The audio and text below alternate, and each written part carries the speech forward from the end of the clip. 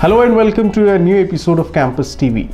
Today we are with someone who is an inspiration to all of us. He has reached to the position of editor at a very young age. We are joined by Mr. Vineet Malhotra. He is the executive editor of HTN News. Vineet, thank you for taking out time for us. You're welcome. Vineet, to start the interview, we would like to know about all the challenges and opportunities that you have faced in your life. Well, if you have to get anywhere in life, there are bound to be struggles and there are bound to be trials and tribulations. So like most people, I also had mine.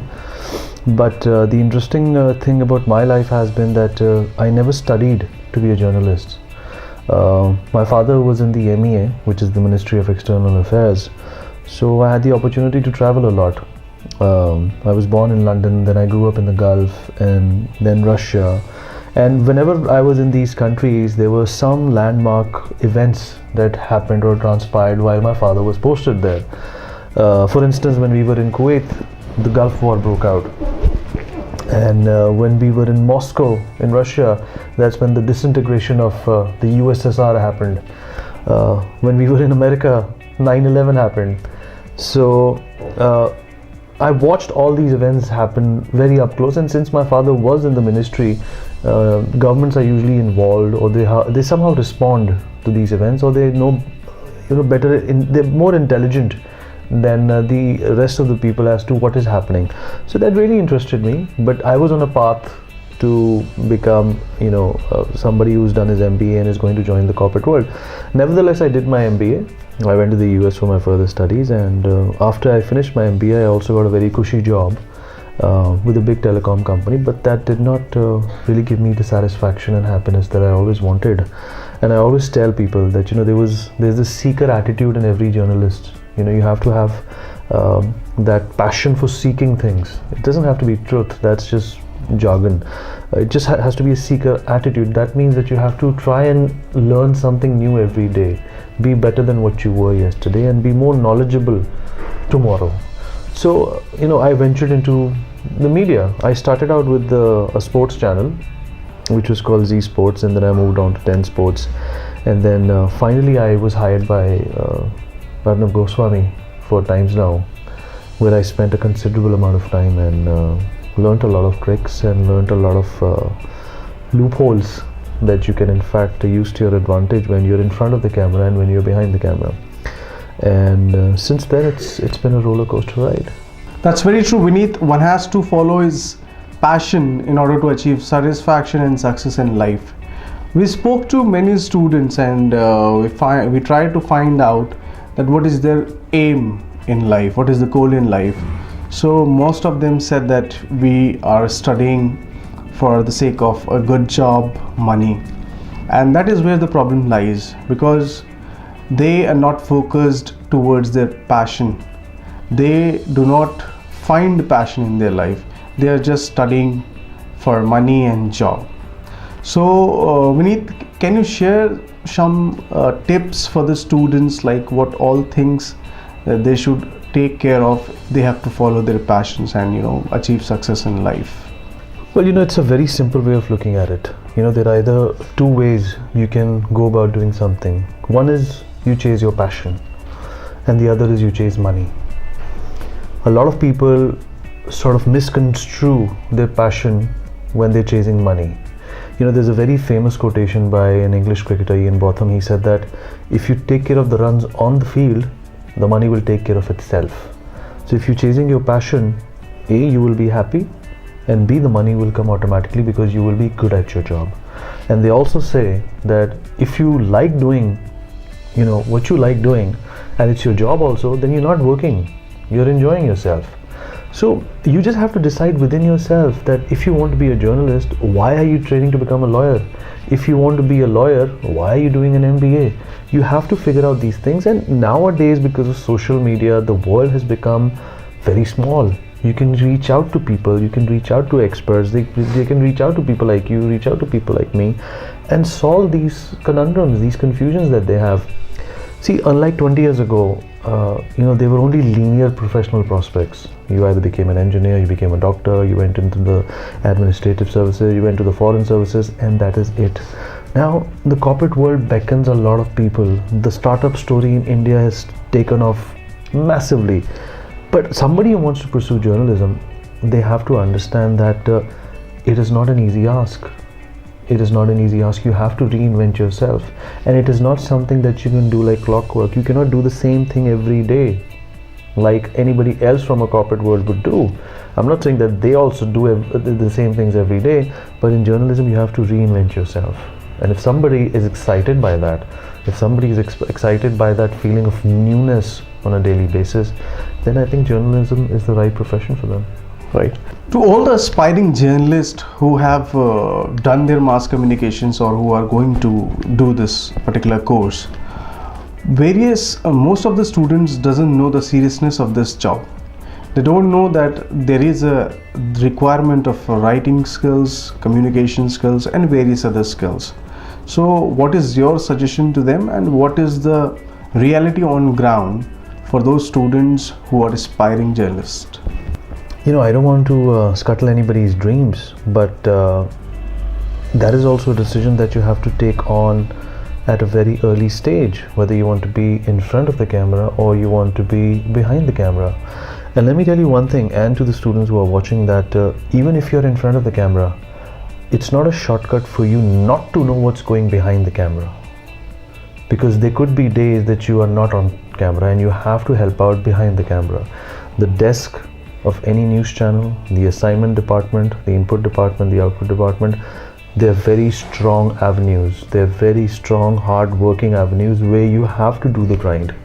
I would suggest to people who want to become an anchor that first they should learn the tricks of how a news channel is run. The entire process, the entire flowchart, what departments, who does what, that only does one thing for you. Tomorrow, if you decide and if you are capable of facing the camera, you will be indispensable to the company, because not only you understand what's going on in front of the camera, you also understand what's going on behind.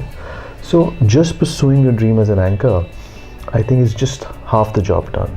You have to know what's going on behind that as well, because that will make you a complete package.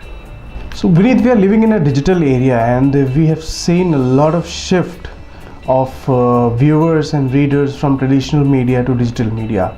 Like, there has been a mass decline in the readership of papers, and we see a huge base growing for digital media. So what are your thoughts and what are your views if we compare the future of print media and digital media? Well, on the contrary, certain newspapers have in fact only reported growth in their numbers, but that could also be the reason for an aging population in our country. But having said that, to answer your question, digital is the future. Now, why is digital the future? Because earlier on everything used to be linear. Channels, not only news channels but GEC channels, sports channels, they wanted you to see what they were showing you. If they put something, you were forced to see it.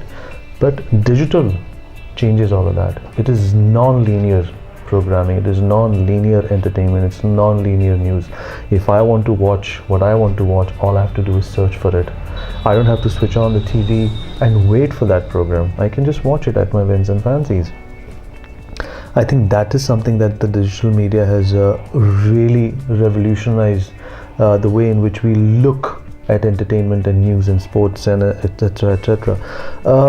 Your phone is your TV now, and I think that's a big statement, because TVs are only now meant for family entertainment. You either will watch a cricket match with your family, or you will watch perhaps a movie with your family. You will not watch the news with your family. You will not watch anything else with your family on television, because it's community viewing now.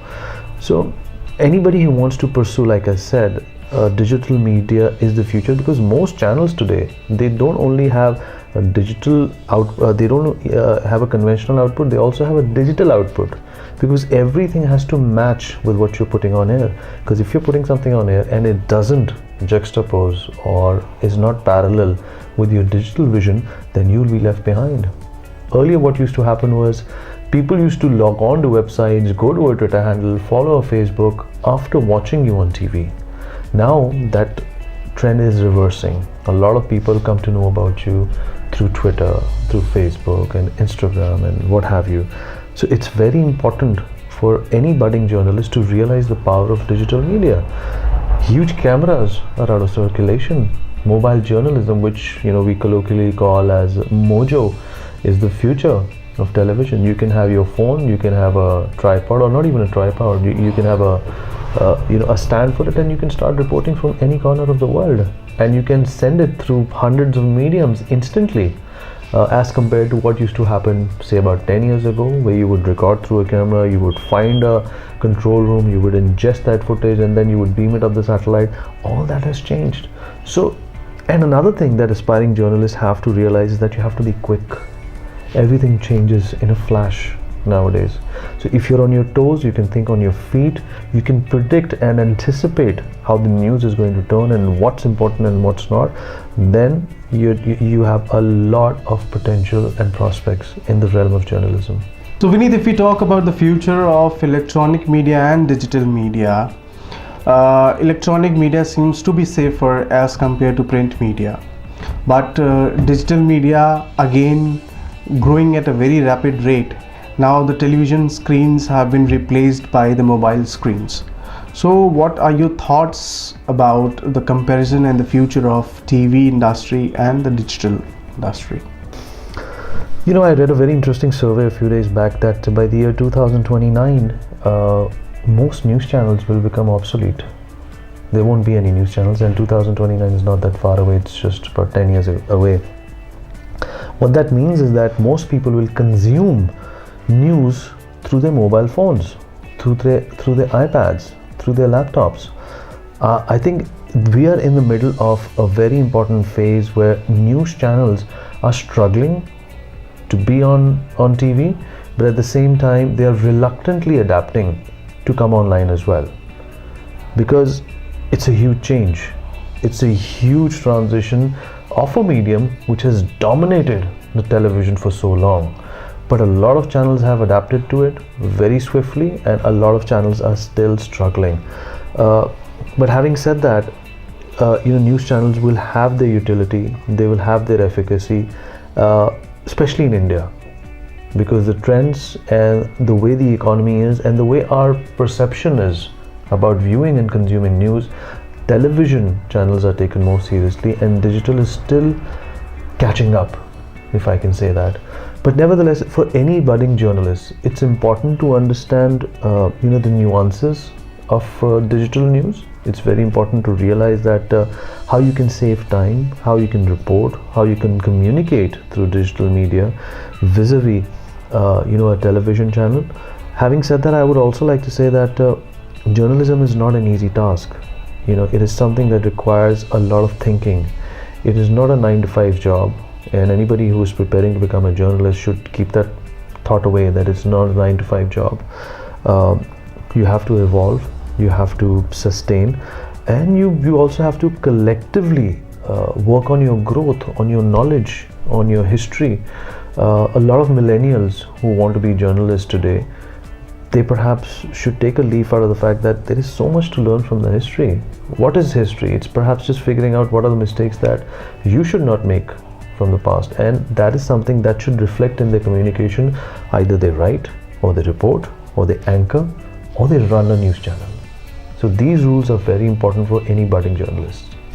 This was a short interview with Vineet. We will try to keep such interviews in future on regular basis with few other guests. Thank you, Vineet, for your time, and it was pleasure talking to you. Likewise.